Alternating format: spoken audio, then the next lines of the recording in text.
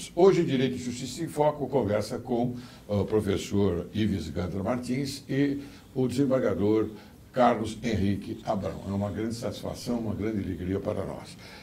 Eu falei a respeito, no primeiro bloco, eu falei a respeito, doutor Ives e doutor Carlos, sobre o presidente da Câmara, o presidente do Senado e também o favorecimento que talvez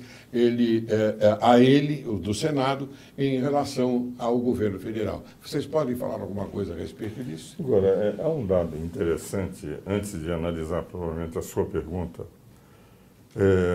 A presidente Dilma foi citada em 11 vezes, pelo menos, segundo o senador Arnaldo Caiado, na Operação Lava Jato, sim, como tendo conhecimento.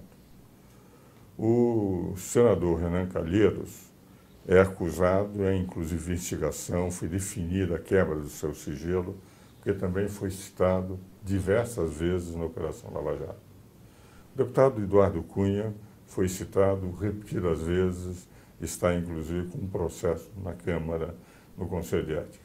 Então, o que nós temos que, em primeiro lugar, examinar é que, infelizmente, nós estamos com 3 autoridades, sim, duas casas legislativas, seus presidentes e o presidente da República, todos eles com seus nomes citados como tendo conhecimento da maior história de corrupção do mundo. O que é muito triste para nós brasileiros, claro, vemos os jornais de fora dizerem que este é o governo que albergou, hospedou a maior corrupção da história do mundo. Agora, há um dado, quer dizer, hoje o Procurador-Geral da República, que é um cidadão digno, etc., portanto, todos acham que há uma certa seletividade na sua maneira de agir. sim. Contra o Eduardo Cunha, que é inimigo da presidência, ele joga todas as suas tropas, uma espécie de Panzerdivisionen, quando entra na Polônia, em 20 e poucos dias, derrotaram a Polônia. Sim. Contra o senador Renan, que é amigo da presidência, que foi citado na mesma, a sua carga é mais ligeira, não é uma carga, entende? O que faz com que o povo, eu não estou dizendo que eu penso dessa forma, porque eu sei da dignidade do procurador, mas há uma sensação que paira no ar de que, efetivamente, ele está sendo seletivo. Por outro lado, o que nós temos é o seguinte, o povo também considera que foram 8 ministros indicados pelo lulopetismo nesses 12 anos. Ministros são muito bons, eu tenho livros escritos com muitos deles. 2 deles tiveram votos excepcionais, como o caso do ministro Fachin, como o caso do ministro Toffoli, que eu, desde o primeiro dia, quando ele foi indicado, fui um dos únicos que apoiou a sua indicação, pela sua coragem de dizer que a lei de anistia não podia ser revogada contra a opinião do presidente Lula, sendo advogado-geral da União. Tenho uma grande admiração pelo Toffoli, o Fachin é meu confrade em 2 academias, na Brasileira de Direito Jurídico e na Brasileira de Direito Constitucional. Agora, os outros são grandes ministros, e a mim me causou uma grande impressão nesse momento em que o Supremo deveria dizer o processo é político, tem que ser decidido pela Câmara. Claro. Ter interferido diretamente no regimento interno da Câmara, a meu ver, de forma indevida, porque ele não é legislador positivo, é legislador negativo. A Câmara poderia, para zelar pelo seu poder normativo, até não aceitar a decisão do Supremo, se o Supremo resolvesse interferir, recorrer às Forças Armadas com base no artigo 142. O artigo 49, inciso 11, é claríssimo na Constituição. O Congresso Nacional tem que zelar pela sua competência normativa. É do Congresso Nacional, não é do Supremo. O Congresso é eleito por 140 milhões de brasileiros. O Supremo é eleito por um homem só, o presidente da República. Há uma diferença. E cabe às Forças Armadas, se houver um conflito entre poderes, só restabelecer a lei e a ordem, a pedido de qualquer poder que se sinta atingido pela invasão da sua competência de atribuições. Então, dentro dessa linha, a sua pergunta me faz o seguinte: eu estou convencido que não houve. Eles decidiram, da minha maneira de ver, inequivocamente, de uma forma incorreta, invadiram competências da União, amesquinharam a Câmara dos Deputados, tornaram uma casa inferior em relação ao Senado. O Senado passou não mais só a julgar o presidente, mas julgar a própria Câmara, e não poderia ter sido mais infeliz a decisão. Mas são homens muito dignos, homens Sim. honestos, e, a meu ver, fizeram por uma concepção errada do que é a função A do Supremo Tribunal Federal nesta matéria, que é matéria exclusiva de interesse político, e B, fazendo com que todo o povo tivesse a impressão de que, porque 8 dos 11 ministros do Supremo foram indicados pela presidência pelo lulopetismo, que aquilo teria sido mais uma forma de agradar a presidente da República. Que eu sei que não foi, mas deixa a impressão. Mas poderia ter sido. Eu não acredito, porque eu os conheço. Eu tenho livros escritos com quase todos, entende? Mas a impressão que deixaram foi essa. É a impressão que se deixa aqui, Dr. Carlos Henrique Abrão. Nós estamos correndo o sério risco da banalização, da judicialização do país. Então, tudo hoje passa nas mãos dos tribunais, da primeira, da segunda instância, e isso não é bom. Eu acho que nós temos que preservar o princípio da separação de poderes e, mais do que tudo, nós temos que olhar que o Estado babá, que cria benefícios sociais, não vai transformar a cidadania numa cidadania babaca. Então, o Brasil precisa reagir, precisamos viver um estado de indignação para remover todo esse entulho, esse lixo que não é reciclável e que, se não houvesse uma mobilização da sociedade civil, nós corremos o sério risco de um maior retrocesso em 2016. Muito bem.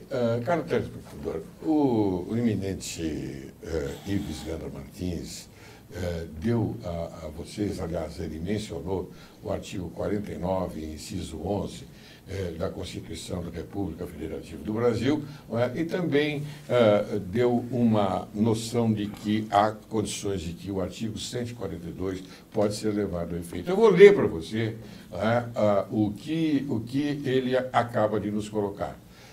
Artigo 49. É da competência exclusiva do Congresso Nacional, 11, inciso 11, zelar pela preservação de sua competência legislativa em face da atribuição normativa dos outros poderes.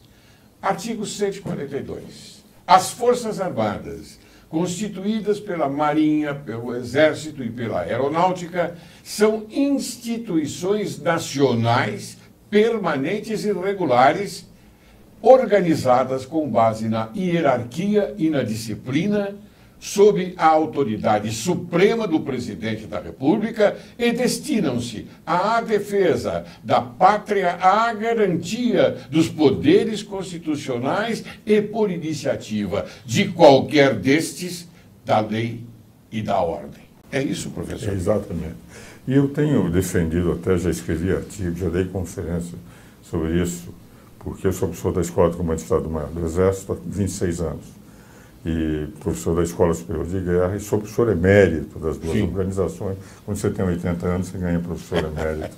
Não, é por mérito mesmo, é por mérito mesmo. E a verdade é a seguinte: no momento em que um dos poderes for o executivo que esteja em questão, eu já tenho dito, porque ele pode ser o elemento que esteja perturbando a ordem, quem vai dirimir não é mais a Presidente da República, porque ela está em questão. Sim. Quem passa a restabelecer a lei e a ordem são os comandantes militares. Eu mostro o seguinte: enquanto ela não estiver em questão, não há problema.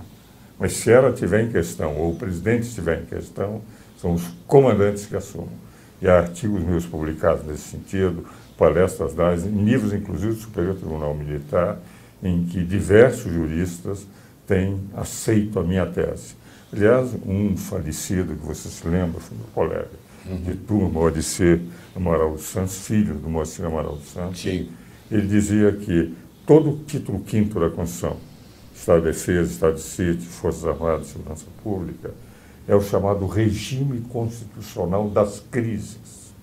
É um título que foi colocado na Constituição para preservar o regime democrático, permitindo que nas crises em que as instituições possam estar em jogo, possam as Forças Armadas reestabelecer para que continue a democracia como é. nunca mais para assumir o poder, Sim. mas apenas para restabelecer, dando às instituições Claro. o direito de continuar. Sim, eu vou agora fazer uma colocação, me perdoem, eu quero provocar, porque a realidade está aí. Nós enxergamos e vemos coisas que não nos agradam. Como é que as Forças Armadas poderiam tomar essa decisão se o ministro da Defesa é um comunista, me perdoe a adjetivação, de carteirinha? Ele manda nas Forças Armadas. Não, mas veja o seguinte, pela minha interpretação, se estiver em jogo a presidência, quem vai equacionar o problema são os comandantes. Os comandantes. Não são mais, porque o ministro da Defesa é apenas um órgão, é comandado da presidência da República.